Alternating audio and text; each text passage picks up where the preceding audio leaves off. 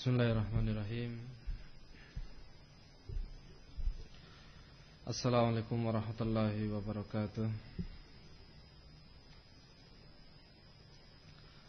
Innal hamdalillah nahmaduhu wa nasta'inuhu wa nastaghfiruh wa na'udzu billahi min shururi anfusina wa min sayyiati a'malina. May yahdihillahu fala mudilla lahu wa may yudlilhu fala hadiya lahu. Wa asyhadu an la ilaha illallah wahdahu la syarika lahu. Wa asyhadu anna Muhammadan abduhu wa rasuluh. Wa qala Allah ta'ala: Ya ayyuhalladzina amanu taqullaha haqqa tuqatih wa la tamutunna illa wa antum muslimun. Thumma amma ba'd.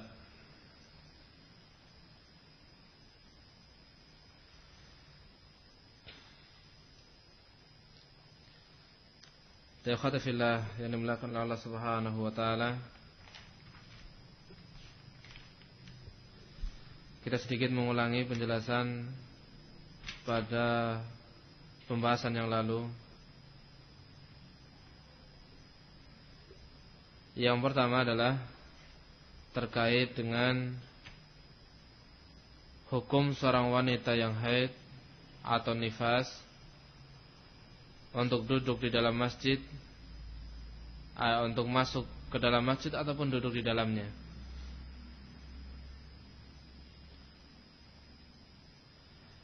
Asy-Syaikh Al-Albani rahimahullah ta'ala pernah ditanya dengan permasalahan ini dalam kitab Fatawa Al-Madinah.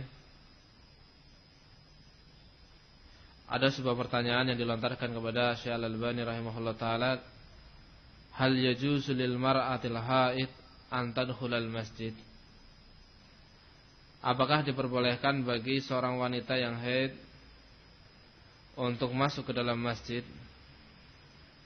Kalimat haid masuk juga di sini adalah wanita nifas. Kemudian kata Asy-Syaikh Al-Albani rahimahullah taala, diperbolehkan bagi wanita yang haid untuk masuk ke dalam masjid dan bahkan duduk di dalamnya. Ini dengan dua alasan, dengan dua dalil. Yang pertama adalah, kata Syekh, fahuwa adamu wujudid dalil al-mani' laha min dukhulil masjid. Tidak adanya dalil yang melarang bagi kaum wanita untuk masuk ke dalam masjid ketika mereka haid ataupun nifas. Enggak ada larangannya ataupun enggak ada dalil yang menunjukkan larangan. Dan di sana ada sebuah kaidah, innal asla fil asya al-ibahah, bahwa segala sesuatu hukum asalnya itu diperbolehkan. Adapun larangan itu dibutuhkan padanya dalil khusus. Adapun larangan itu dibutuhkan padanya dalil khusus. Kalau diperbolehkan itu hukum asalnya. Kalau dilarang maka butuh dalil khusus. Demikian kata Asy-Syaikh Al-Albani rahimahullah taala. Sehingga dengan alasan yang pertama ini menunjukkan apa? Diperbolehkannya ataupun benar-benar diperbolehkannya bagi kaum wanita yang sedang haid ataupun nifas untuk masuk ke dalam masjid dan bahkan duduk di dalamnya. Karena tidak ada dalil, tidak ada satupun dalil yang menunjukkan terlarangnya perbuatan tersebut. Yang kedua, dalil yang dipakai oleh Syekh Al-Albani rahimahullah taala, fahuwa haditsu Aisyah fi Sahihil Bukhari, yaitu hadis tentang kisahnya Aisyah radhiyallahu taala anha yang dibawakan oleh Imam Bukhari rahimahullah dalam kitabnya. Min hadis Jabir bin Abdullah Al-Ansari, Hadis ini dibawakan oleh sahabat Jabir bin Abdullah Al-Ansari. Annaha lamma hadat fi hajjatil wada. Yang dalam hadis itu menceritakan tentang Aisyah radhiyallahu taala anha yang haid ketika haji wada, haji terakhirnya Rasulullah sallallahu alaihi wa ala alihi wasallam. Wa kana Nabi sallallahu alaihi wa ala alihi wasallam qad nazala fi makanin qaribin min Makkah. Dalam perjalanan beliau ataupun dalam perjalanan haji beliau dikisahkan ketika beliau alaihi salatu wasallam sudah singgah di sebuah tempat yang dekat dari kota Mekah yang namanya adalah Saraf. Falamma dakhala 'alaiha ar-Rasul sallallahu alaihi wa ala alihi wasallam wajadaha tabki. Ketika Rasulullah sallallahu alaihi wasallam sudah singgah dan menemui Aisyah radhiyallahu taala anha, beliau mendapati Aisyah sedang menangis. Faqala laha, kemudian Rasulullah sallallahu alaihi wasallam mengerti keadaannya dan berkata, "Malaki anifisti, ada apa dengan dirimu? Apakah engkau sedang haid?" Haid diungkapkan dengan nifas, anifisti. Qala, kemudian Rasulullah sallallahu alaihi wasallam menyambung pembicaraannya, "Hadza amrun katabahu Allahu ala banati Adam." Masalah ini adalah sesuatu yang telah Allah Subhanahu wa taala takdirkan bagi anak-anak perempuannya Nabi Adam alaihissalam. Fasna'i ma yasna'ul haju, maka lakukan apa yang diperbolehkan untuk, maka lakukan apa yang dilakukan oleh orang-orang haji. Ghaira alla tatufi wa la tusalli, kecuali ataupun selain engkau tidak diperbolehkan untuk tawaf dan untuk apa? Salat. Untuk tawaf dan untuk salat, kecuali engkau jangan salat dan jangan tawaf. Di sini barakallahu fikunna. Kata Syalbani rahimahullah taala, fa hadzan nassun bi annahu yajuzu lil mar'atil haid an tadkhulal masjid bal al masjidal haram. Hadis ini menunjukkan hadis ini adalah nas yang menunjukkan diperbolehkannya bagi kaum wanita untuk yang haid ataupun nifas untuk masuk ke dalam masjid, bahkan Masjidil Haram itu juga diperbolehkan. Dzalika anna Nabiy sallallahu alaihi wa ala alihi wasallam qad abaha laha an tasna'a ma yasna'u laha min dukhulil masjid. Yang demikian itu karena Nabi alaihi salatu wasallam telah memperbolehkan bagi Aisyah untuk melakukan apa yang seharusnya dilakukan oleh orang-orang haji, yaitu diantaranya adalah masuk ke dalam masjid. Ini barakallahu fikunna. Jadi jangan ragu. Jangan apa? Jangan ragu kalau dirimu sedang haid ataupun sedang nifas untuk apa? Ikut ta'lim ataupun ikut daurah. Jangan khawatir oh ini tidak diperbolehkan, oh ini adalah sesuatu yang terlarang, tidak. Engkau adalah wanita yang suci. Karena muslim itu adalah apa? Seorang manusia yang suci. Adapun dirimu ketika mendapati haid ataupun ketika dalam keadaan haid ataupun apa? Nifas adalah haidnya yang ataupun darah haidnya yang bukan dikatakan sebagai apa? Suci. Wallahu alam bissawab. Baik. Ini permasalahan yang pertama, yaitu diperbolehkannya bagi kaum wanita yang sedang haid ataupun nifas untuk masuk ke dalam masjid.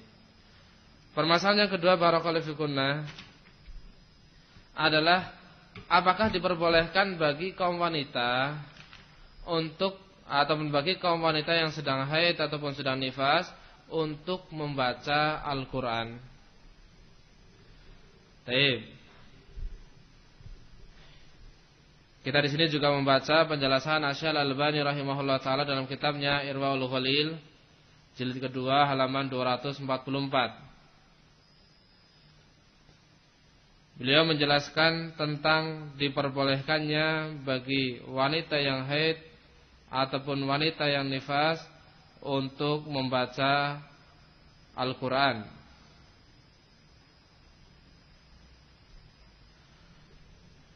Baik.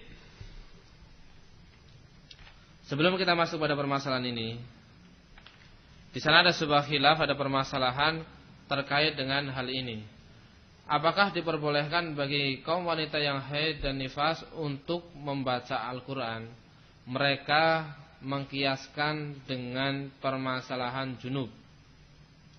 Kalau pembahasan secara khusus, hadis secara khusus, maka apa?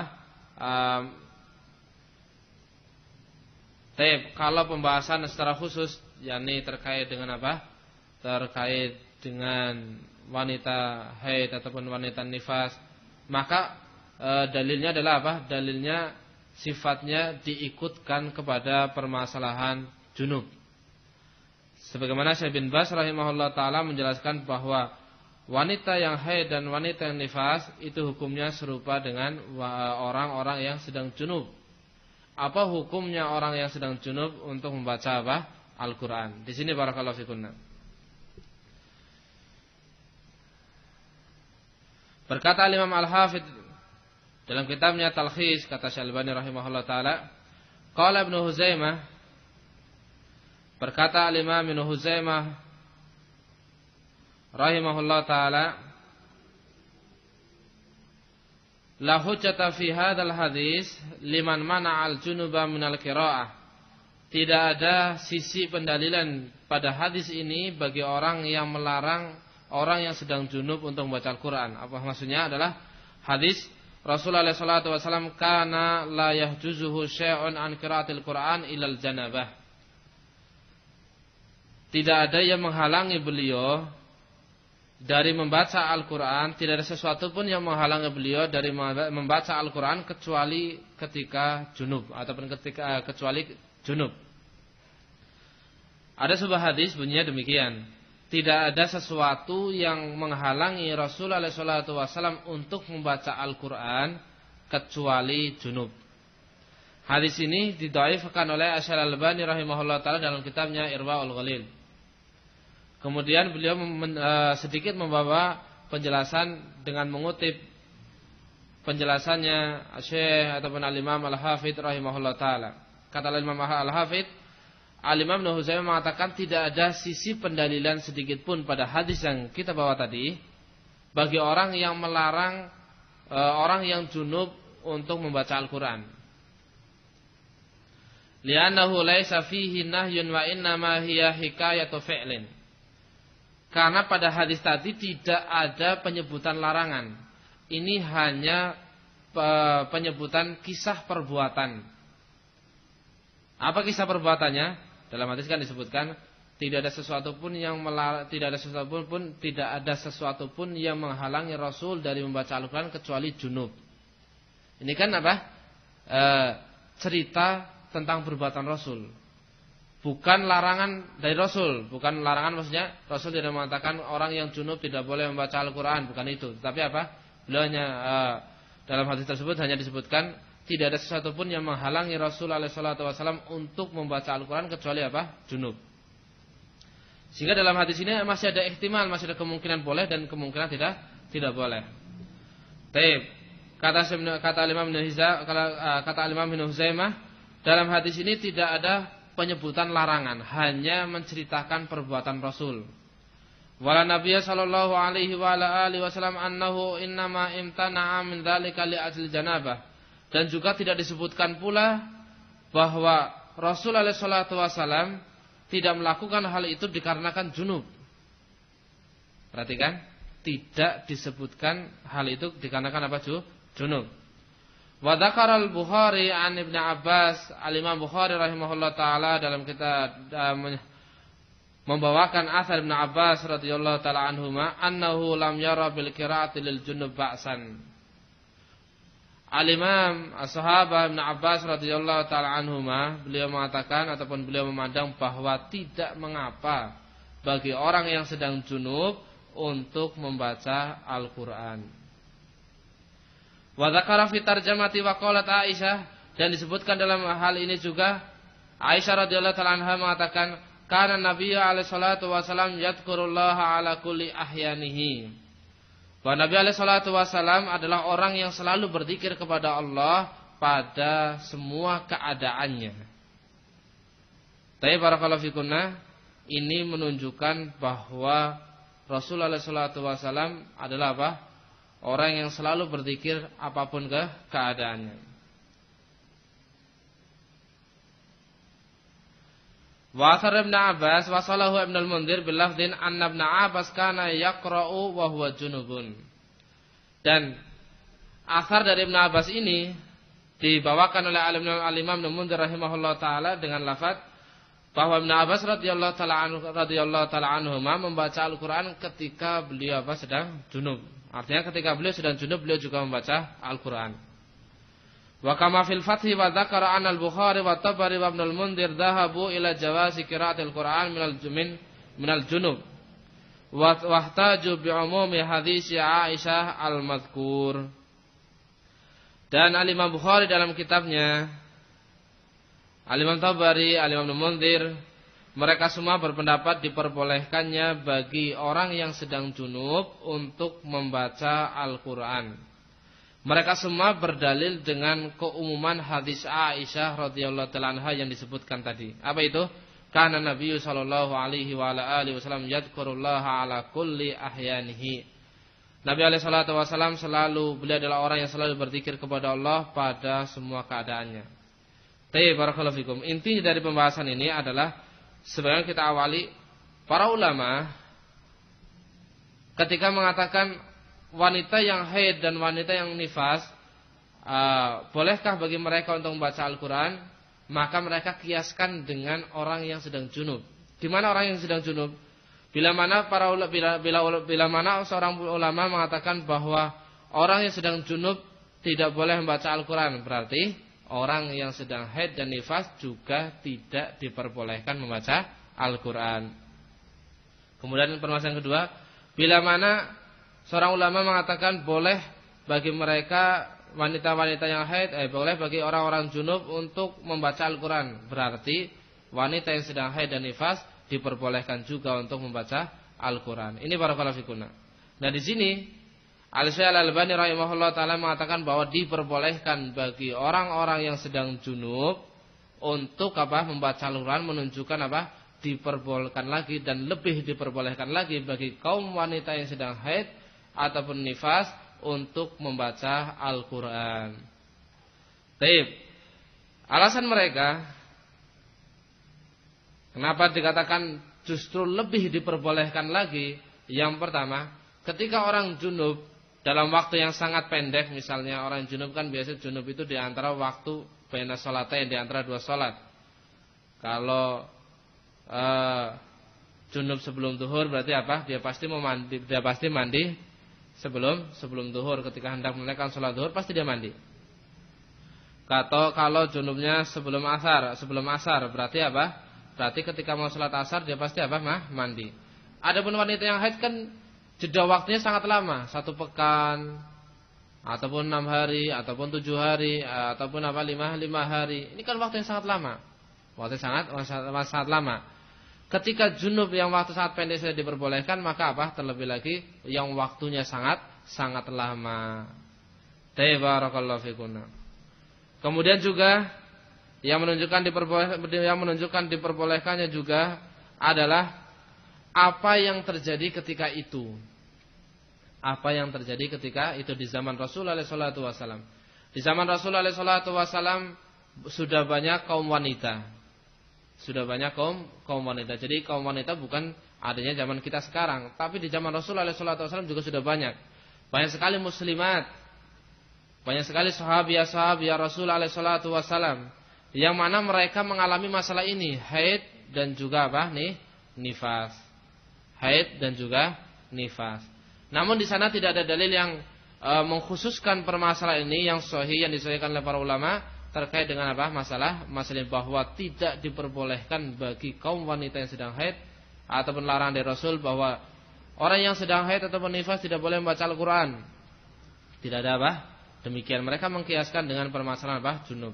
Kalau seandainya bahwa ini adalah perkara sangat terlarang bagi kaum wanita yang haid ataupun nifas untuk membaca Al-Quran, pasti Rasulullah SAW telah menjelaskan permasalahan ini. Kenapa? Karena hal ini terjadi di zaman Rasulullah SAW secara khusus adalah ketika beliau mendakwahkan permasalahan yang jauh lebih besar dari perkara tauhid, yaitu syariat-syariat selanjutnya yaitu ketika Rasulullah SAW telah hijrah dari kota Mekah dan beliau tinggal di kota Madinah. 10 tahun SAW mengajarkan umatnya terkait dengan permasalahan agama. Satu yang tidak mungkin dalam 10 tahun itu Rasulullah SAW membiarkan muslimat, sahabiah melakukan hal yang terlarang, misalnya barakallahu fikunna. Dari penjelasan Al-Imam Al-Albani rahimahullah ta'ala menunjukkan bahwa diperbolehkannya bagi kaum wanita yang sedang haid ataupun nifas untuk membaca Al-Quran. Wallahu a'lam bissawab. Baik.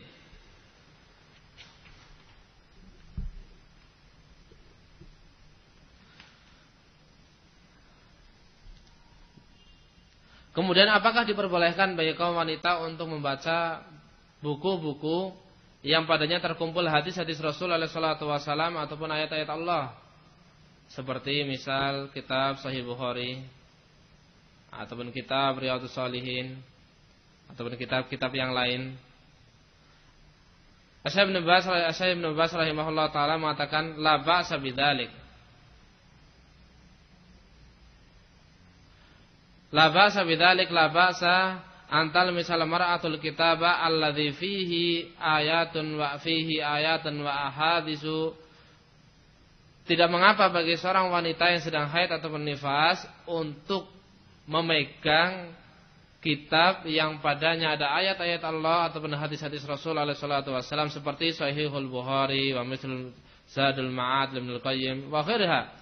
Seperti kitab Sahih Bukhari ataupun Zadul Ma'ad ataupun yang lainnya dari kitab-kitab ataupun karya para ulama rahimahumullah taala. Ini barakallahu fikuna, bahwa diperbolehkan untuk mereka memegang kitab-kitab, membaca kitab-kitab yang padanya ada ayat-ayat Allah Subhanahu wa taala ataupun hadis-hadis Rasulullah sallallahu alaihi wa ala alihi wasallam. Kemudian permasalahan selanjutnya barakallahu fikunna. Permasalahan selanjutnya, apakah seorang wanita yang membaca Al-Qur'an, ini agak sedikit melebar.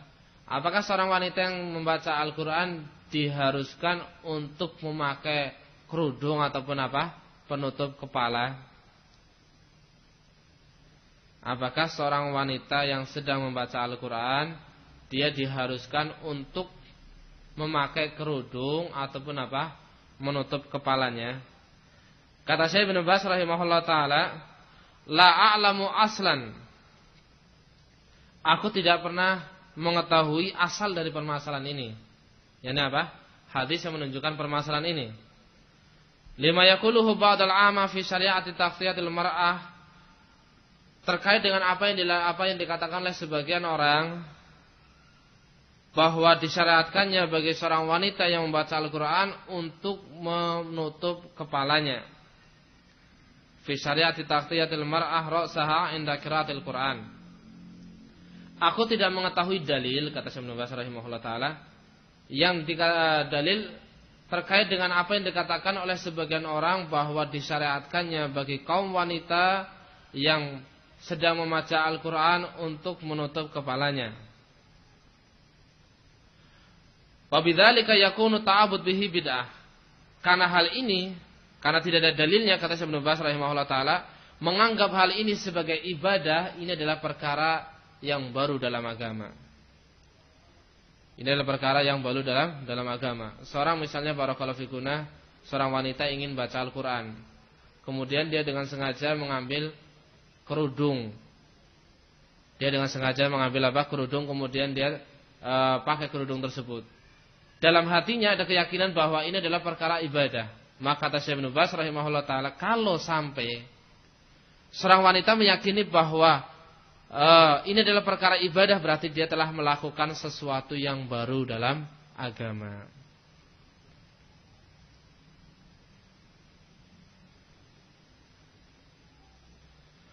Wal ma'lumun anna dzalika innama yajuz. Yang demikian itu artinya seorang wanita membaca Al-Quran tidak memakai kerudung adalah perkara yang diperbolehkan. idza lam yakun ladaiha rajulun min ghairi maharimiha, dengan catatan bila mana di sisinya tidak ada seorang laki-laki ataupun kaum laki-laki yang bukan termasuk dari mahramnya. Jadi apa para kalafikuna? Artinya boleh bagi seorang wanita untuk memakai untuk membaca Al-Quran dengan tidak memakai kerudung. Dan tidak diperbolehkan juga bagi seorang wanita ketika membaca Al-Quran meyakini memakai kerudung adalah perkara syar'i ataupun perkara yang diharuskan bagi kaum wanita. Ketika membaca Al-Quran. Nah, kalau demikian berarti gimana? Artinya kalau memakai kerudung jangan berkeyakinan bahwa ini adalah apa? Perkara ta'abudiyah, perkara ta'abud. Ya, orang baca Al-Quran ya harus memakai kerudung. Ini memakai kerudung itu harus. Nah, kalau dikatakan harus berarti apa? Ini meyakini adalah sebuah ibadah. Kalau diyakini ini sebuah ibadah, maka apa? Berarti dia telah mendatangkan sesuatu yang baru dalam agama. Kata Syekh, wa bidzalika yakunu ta'abbud bihi bid'atan. Kalau seorang wanita memakai kerudung ketika hendak membaca Al-Quran, dia yakini bahwa ini adalah perkara ibadah, maka apa? Ini adalah perkara yang tidak diajarkan oleh Rasulullah SAW. Sehingga dengan hal ini kita mengetahui bahwa yang namanya ibadah adalah perkara tauqifiyah. Ibadah itu benar-benar harus dibangun di atas apa? Dalil. Bahkan membaca Al-Quran juga ada aturannya. Ada bimbingan dari Rasulullah SAW. Kita meyakini seperti ini, apa dalilnya? Keyakinan itu. Kita mengatakan ini adalah perkara harus, apa dalilnya? Mengatakan harus. Kita mengatakan ini perkara boleh, apa dalilnya? Mengatakan diperbolehkan. Terkait dengan membaca apa? Terkait dengan membaca Al-Quran. Dan lebih umum lagi adalah apa? Terkait dengan permasalahan-permasalahan yang lain.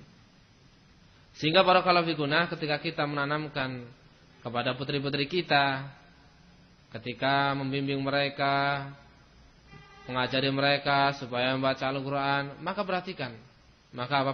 Perhatikan. Jangan lazimkan kepada mereka, jangan wajibkan kepada mereka untuk apa? Mesti memakai kerudung. Kenapa? Karena ditakutkan dia meyakini kalau orang baca Al-Quran, seorang wanita membaca Al-Quran harus memakai apa? Kerudung. Padahal tidak. Diperbolehkan bagi kaum wanita untuk tidak memakai apa? Kerudung.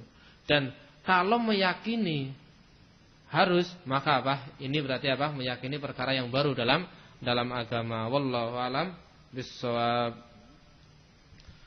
Kemudian barakallahu fikunna, kita kembali pada permasalahan terkait dengan apa? Haid dan nifas. Apakah diperbolehkan bagi kaum wanita? Apakah diperbolehkan bagi kaum wanita untuk memakan obat yang fungsinya adalah menghentikan datang bulan ataupun menghentikan apa? Haidnya.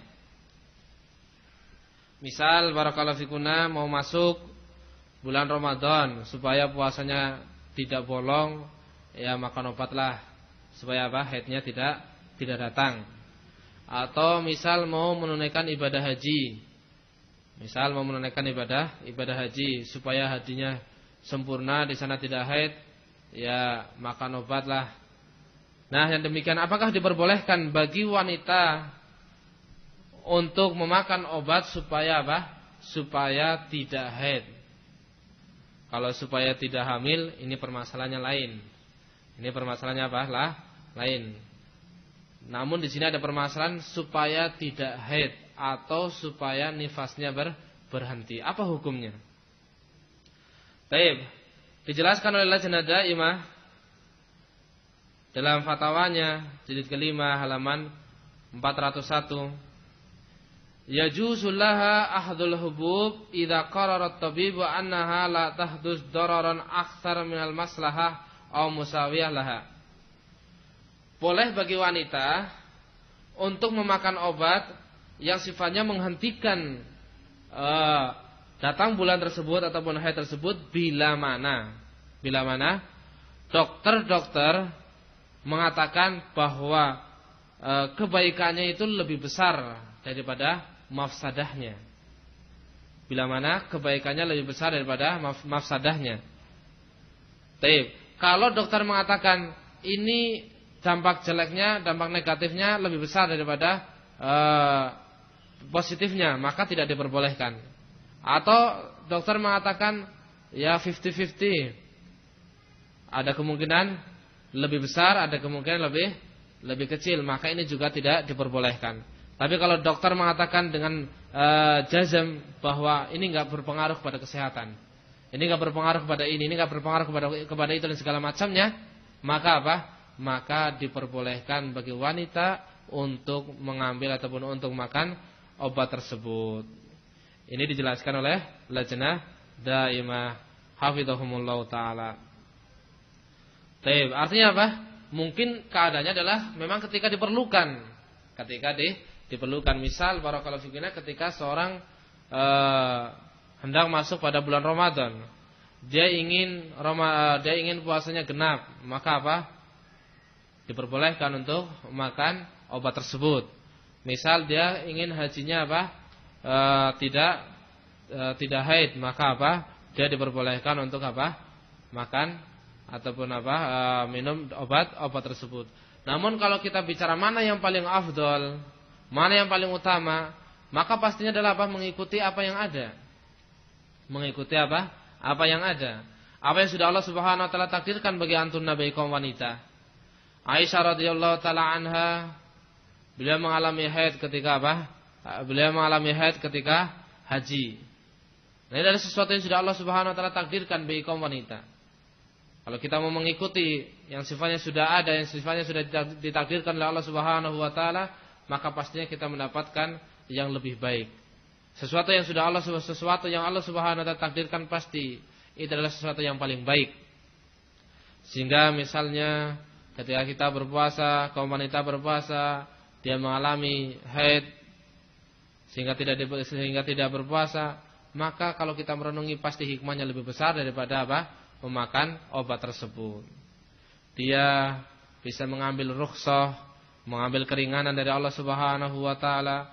Dia bisa ini, dia bisa itu dan segala macamnya. Dari apa yang Allah Subhanahu wa taala anugerahkan bagi kaum wanita yang ada ataupun hikmah-hikmah yang ada pada haid tersebut. Namun kalau kita bicara apakah diperbolehkan untuk makan obat supaya tidak haid, maka dijelaskan oleh Lajnah Daimah bahwa itu diperbolehkan dengan catatan para dokter mengatakan tidak masalah. Para dokter mengatakan kebaikannya lebih besar dari mafsadahnya.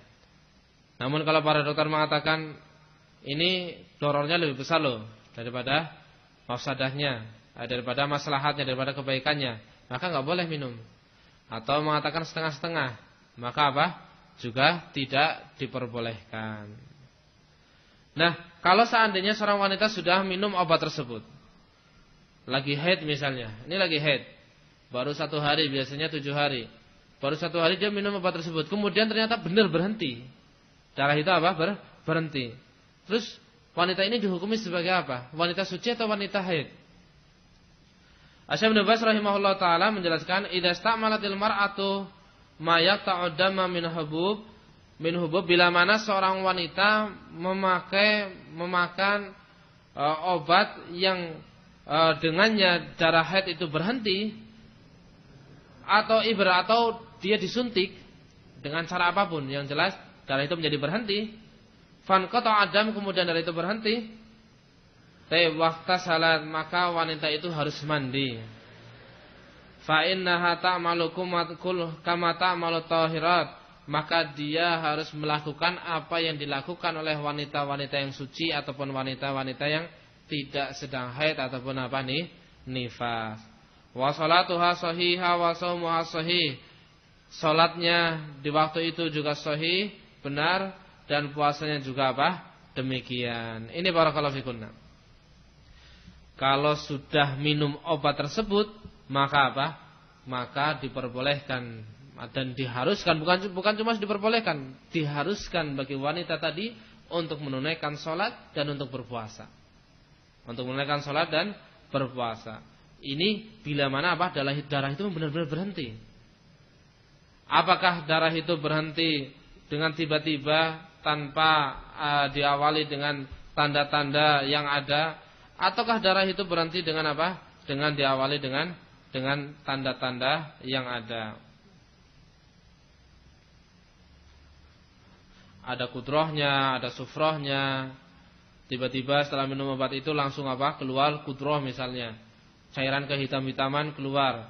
Wah, sudah ada tanda berarti ini sebentar lagi apa? Suci. Setelah itu kemudian sufroh. Cairan kekuning-kuningan seperti nanah juga keluar. Oh, berarti ini semakin dekat masa sucinya. Kemudian qussatul bayda keluar. Berarti apa? Sudah suci. Ataukah tiba-tiba kering? Ataukah tiba-tiba kering? Karena telah kita jelaskan, telah kita baca penjelasan para ulama terkait dengan tanda sucinya wanita yang haid. Wanita yang haid sucinya adalah apa? Dengan dua keadaan. Yang pertama adalah dengan kering, bersih. Dengan kering ataupun bersih. Oleh karena itu di sini kita ingatkan bagi kaum wanita yang sedang haid, hendaknya ketika memakai, ketika memakai pembalut atau yang semisalnya, pakailah yang warnanya cerah, yang kontras dengan darah ataupun cairannya. Ini supaya apa? Supaya mengetahui ini sudah sufroh, ini sudah kekuning-kuningan, ini sudah ke putih-putihan ataupun ke bening-beningan. Kalau pakai warna yang gelap, yang hitam ataupun yang biru, ini kan suatu yang tidak apa? Tidak jelas. Ini sufroh, apa kudroh, apa qussatul bayda, enggak jelas. Oleh karena itu apa? Pakai yang sifatnya kontras warnanya. Berbeda dengan apa? Berbeda dengan cairannya ataupun darahnya. Supaya lebih jelas, supaya lebih yakin ini sudah suci, ini Tapi yang pertama adalah apa? Tadi dengan kering, bersih sama sekali tidak ada cairan. Yang kedua adalah dengan diawali kudroh dulu, kemudian sufrah, kemudian apa? Yang terakhir yaitu tanda suci adalah al-qussatul bayda. Kudroh sudah keluar, berarti apa? Menanti sebentar lagi. Kemudian sufrah keluar, sebentar lagi. Kemudian qussatul bayda, cairan keputih-putihan keluar, berarti sudah suci. Jangan menunggu, oh ini qussatul bayda masih keluar terus, berarti belum boleh sholat. Tidak. Qussatul bayda keluar, cairan yang kebening-beningan ataupun keputih-putihan keluar, maka apa? Berarti sudah suci. Walaupun ketika sholat misalnya masih keluar qussatul bayda tadi, maka apa? Dalam keadaan sudah suci. Wallahu alam bissawab. Nah, terkait dengan masa sucinya seorang wanita yang nifas, apakah sama diawali dengan kudroh, sufra dan ditutup dengan qussatul bayda? Ataukah langsung kering begitu saja? Langsung kering begitu saja.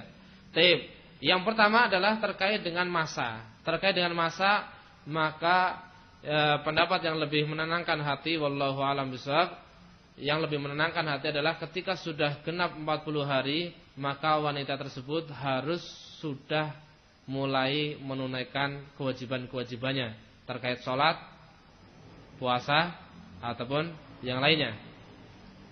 Adapun kalau seandainya di bawah 40 di bawah 40 hari, maka apa? Keadaannya adalah wanita tersebut kembali kepada urfnya. Kembali kepada urfnya ataupun kebiasaannya. Kebiasaan dia suci dari nifas itu seperti apa? Oh, tapi ini baru pertama kali apa? Baru pertama kali melahirkan, baru pertama kali nifas, bagaimana? Maka wallahu alam bishawab, kalau terkait dengan nifas maka tandanya adalah apa? Kering, wallahu alam bishawab, karena al-qudrah dan sufrah atau kemudian al-qussatul bayda ini datangnya pada wanita-wanita yang sedang haid. Adapun wanita yang sedang nifas maka apa? Berbeda. Karena nifas itu adalah apa? Bukan darah kotor, akan tapi apa? Darah yang datangnya dari rahim karena habis melahirkan. Wallahu alam bishawab. Ini permasalahannya barakallahu fikuna terkait dengan wanita yang haid, wanita yang nifas, dan begitu juga kita bawakan wanita yang junub. Orang yang junub baik laki-laki ataupun wanita, mereka diperbolehkan untuk membaca Al-Quran, dan begitu pula diperbolehkan untuk masuk ke dalam masjid, dan begitu juga untuk apa? Duduk di dalam masjid. Namun tidak diperbolehkan bagi mereka untuk sholat sebelum mereka apa? Mandi suci ataupun mandi janabah. Baik. Kita selesai dari pembahasan masalah haid, nifas dan juga al-istihadah. Mudah-mudahan apa yang kami sampaikan ini bermanfaat dan berfaedah, dan mudah-mudahan bisa juga sebagai renungan supaya setiap kaum wanita memperhatikan terkait dengan masalah ini. Karena permasalahan ini adalah permasalahan yang akan mendatangi antuna setiap bulannya terkait dengan apa? Bila mana terkait dengan haid, kemudian terkait dengan istihadah itu ketika wanita itu sakit, dan terkait dengan nifas bila mana antuna memiliki anak baru ataupun bayi lagi. Wallahu a'lam bishawab. Mungkin ini yang bisa saya sampaikan. Kita cukupkan sampai di sini. Insyaallah pada pertemuan yang akan datang kita akan membahas permasalahan yang lain. Tapi qabla dzalik, sebelumnya kita akan tutup dengan sebuah permasalahan. Tazyinul haid bil hina. Apakah diperbolehkan bagi kaum wanita yang sedang haid untuk apa? Berhias dengan pacar. Misal kukunya dikasih pacar, ataupun tangannya, kulitnya dipakaikan gambar, dilukiskan padanya gambar-gambar, apakah itu bunga ataupun yang lainnya, dengan apa? Dengan pacar. Dijelaskan oleh ataupun dijelaskan dalam kitab Fatawa Lajnah Daimah bahwa diperbolehkan bagi wanita untuk berhias dengan perhiasan tersebut ataupun berhias dengan hiasan tersebut. Artinya hiasan ini tidak ataupun bukan khusus bagi kaum wanita yang suci ataupun wanita yang tidak haid, tetapi bagi wanita yang haid dan wanita yang nifas diperbolehkan untuk apa? Berhias dengan hiasan tersebut. Namun bagi wanita yang sedang iddah, wanita yang sedang apa? Sedang masa iddah, maka tidak diperbolehkan untuk menggunakan hal tersebut. Wallahu a'lam bishawab. Kita cukupkan sampai di sini. Naktafi bihadzal qadar. Subhanakallahumma bihamdik, asyhadu an la ilaha illa anta, astaghfiruka wa atubu ilaik. Tafadhalna, barakallahu fikunna.